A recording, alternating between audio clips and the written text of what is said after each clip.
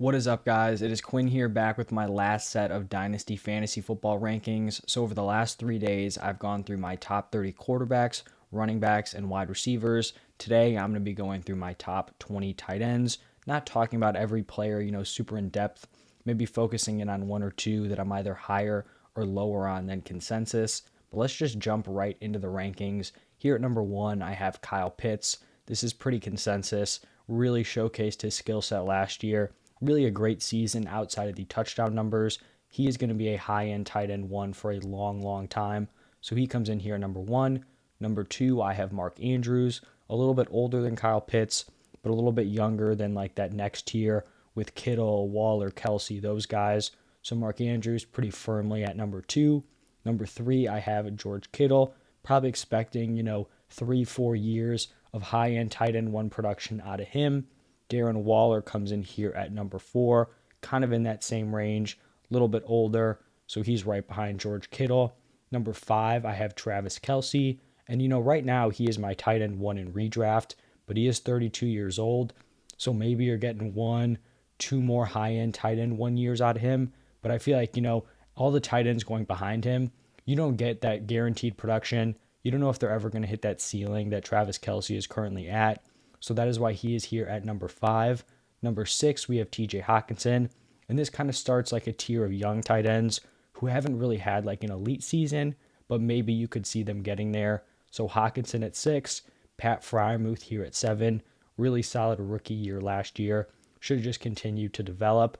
Don't know if he's going to be like a future tight end one, tight end one overall, just because he doesn't have like a freak athletic profile. But I still think, he could be a top five tight end for the majority of his career, for fantasy football. Number eight, we have Dalton Schultz, still pretty young and really had a breakout season last year. Hopefully he's able to kind of double down on that because I really think he's a value both in Dynasty and in redraft. Then number nine, we have Dawson Knox, another younger tight end who kind of had a breakout season last year. The next step for Dawson Knox is he going to be able to secure that volume? He may have the opportunity this year. The Bills don't have like a super stacked pass catching core. They didn't bring in a ton of competition at wide receiver. You're looking at, for the wide receiver two, you've got Gabriel Davis, Jamison Crowder, Khalil Shakir. So Dawson Knox could be in store for some newfound volume to go along with the touchdown upside that we already know he has. Here at number 10, I have Noah Fant.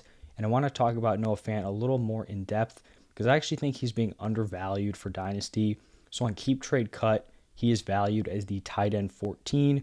So I have him 4 spots higher than that. I still think he has a lot of potential as a young tight end. He's only 24 years old, and he has averaged 10 and 9.9 points per game the last 2 years.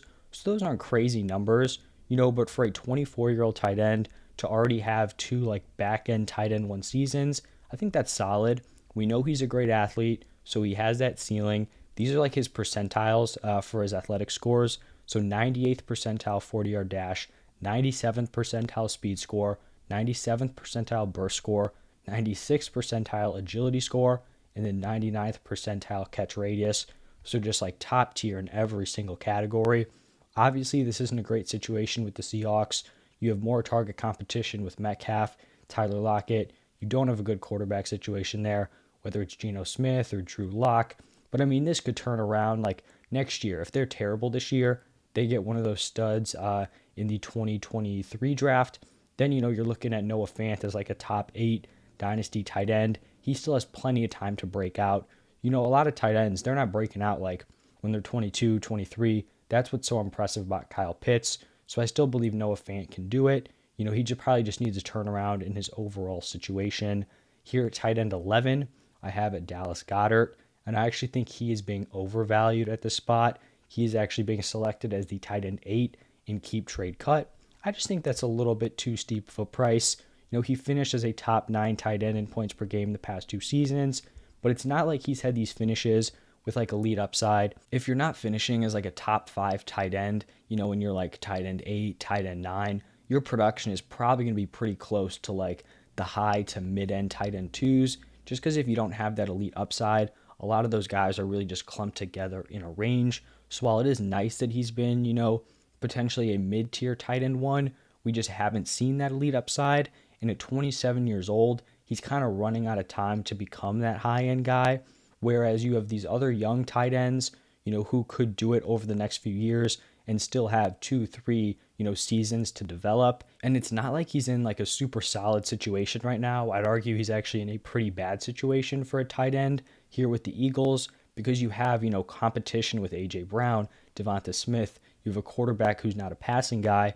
And whereas you have other players like Noah Fant, Dawson Knox could develop, but specifically with Fant, he's not in a good situation, but he's like 3 years younger, so he has way more opportunities to either get a better situation or just improve as a player. So I would rather have guys like Fant, Knox, Dalton Schultz in this range, who are younger and have produced in a pretty similar range, but are going to have more longevity and more opportunities to reach that high-end ceiling. Moving on to tight end 12, this is where I have Cole Kmet.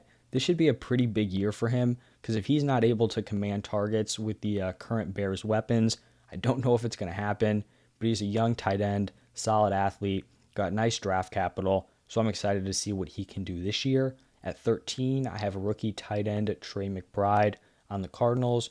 Just haven't seen anything yet, so we'll see what he can do. Right now, he's going to be like a borderline Dynasty tight end 1. At 14, I have Mike Gesicki, and he's a player where I wasn't sure if I wanted to rank him ahead of these young, unproven guys or behind them. Ended up going with behind them. He is a freak athlete. He's not like 27, 28. I believe he is 26, so he still has a few years. I wouldn't say he's in a great situation. You're playing with Tua, hasn't proven to be like a high-volume passer. You have competition with Tyreek Hill, Jalen Waddle.